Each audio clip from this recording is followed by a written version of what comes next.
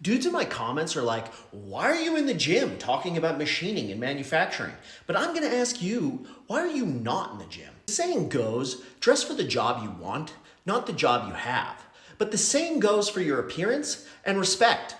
And no, I'm not telling you that you need to run ultra marathons, become bodybuilders, or wear suits on the shop floor. Just consider how you show up and take care of yourself a little better. When you show up looking like you take your appearance and your craft seriously, opportunities will follow, I promise. In closing, all of us in manufacturing want more respect. So start by respecting yourself.